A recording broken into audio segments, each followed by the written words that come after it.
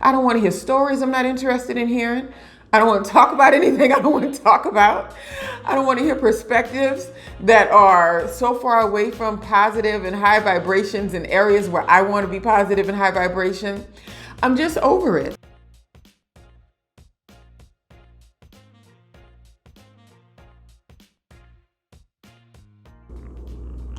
Hello, hello, hello, and welcome to my YouTube channel. My name is Jameelah. I am an author, a professor, and of course, a master manifester.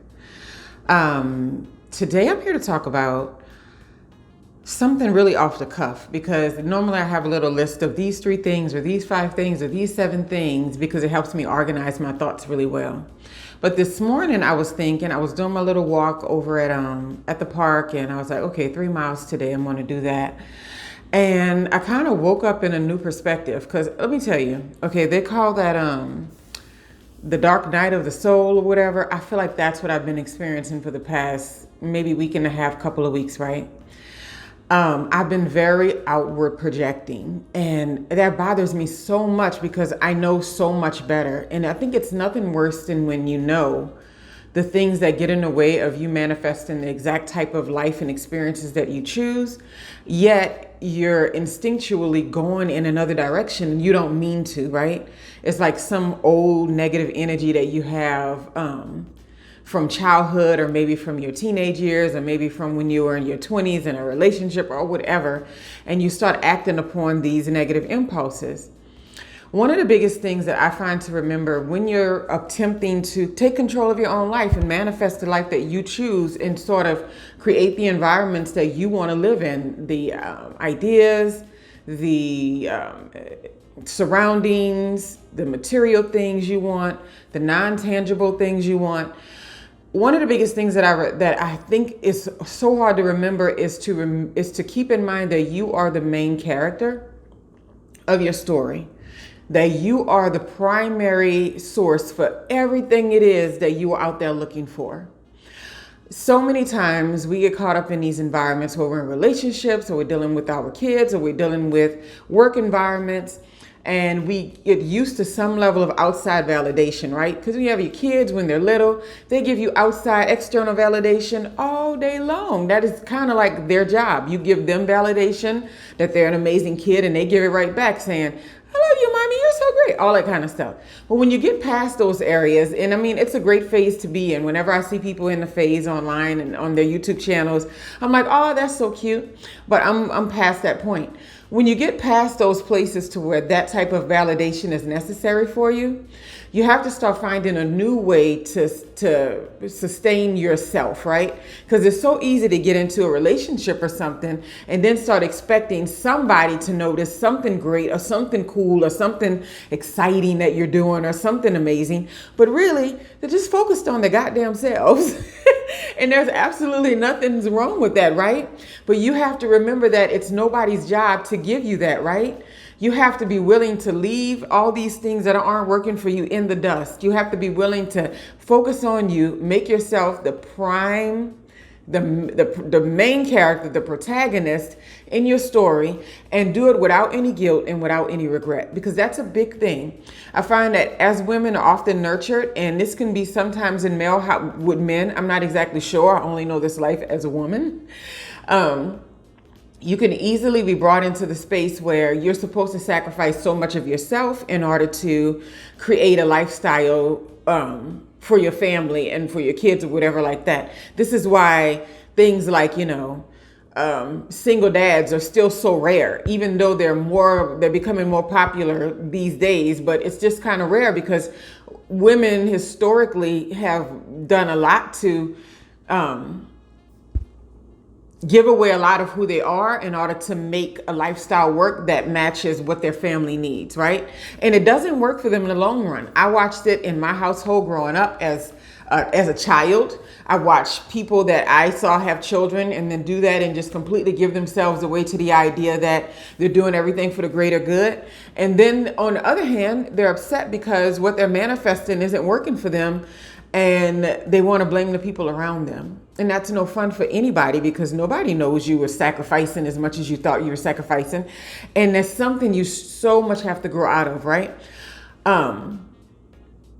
being the main character or making sure that you are the protagonist in your own story, it doesn't mean that you're ugly or that you're pushing people around or that you are, like kiss my ass every chance you get. That's not the case, right? Because when you truly feel empowered and you truly feel like you are solidly in that space, you don't have to push or prove or do anything for anybody, right? One of the things that I know that I've decided to focus on more recently is that I'm trying to figure out the places in my life where I might be performing or where I might be authentic. Sometimes there's a blurred line in between those things. And I feel like when you're performing and when you're not giving your authentic self to a task or an idea or to a connection or a relationship or people, you wind up manifesting things that you don't necessarily truly desire. You manifest things that are built on that inauthentic approach to whatever it is that you are connected to in that moment, right?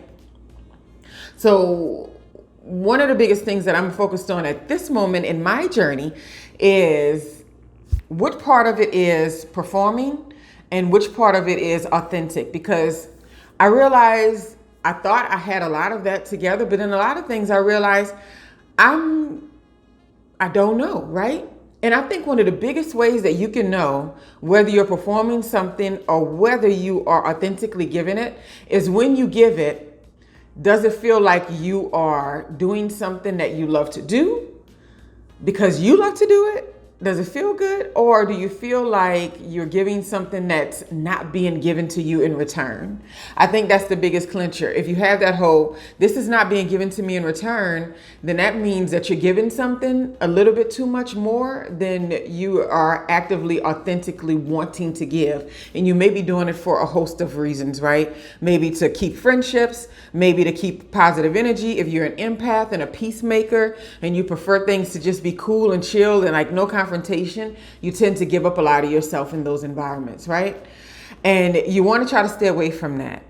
I decided it was an epiphany. I was sitting there doing my meditation yesterday and I had this gratitude journal that I've been looking at for like weeks. And I'm like, why can't I pick up this gratitude journal? I used to love writing in this journal.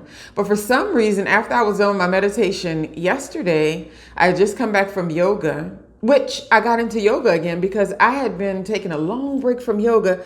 It wasn't soothing my spirit in any kind of way like it used to. And I mean, I was a big time, 4 years or so solid straight, 5-6 days a week, always doing yoga around the house. And I just recently found a new studio that I really like. And so that's something that I noticed has been serving me really well in the past week, right?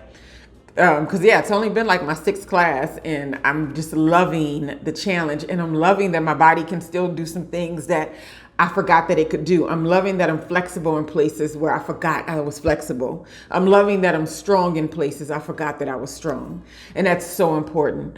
But after I was doing that, I sat there and wrote in a gratitude journal and it felt really good. It's like I was emptying out all the beautiful things in my life that I had been missing for the past couple of weeks, that it felt like nothing was good. And I don't know where that comes from, but it's definitely a sign. It's definitely a symptom that you have to do some internal work, because I've been there before. But when you get for so long and you're on such a high, you're just like, how can I be feeling like this? Well, it happens, right? And I realized, okay, what part are you performing and what part are you being authentic? And I just came to the epiphany. I was like, I'm not doing anything for anybody that I don't want to do.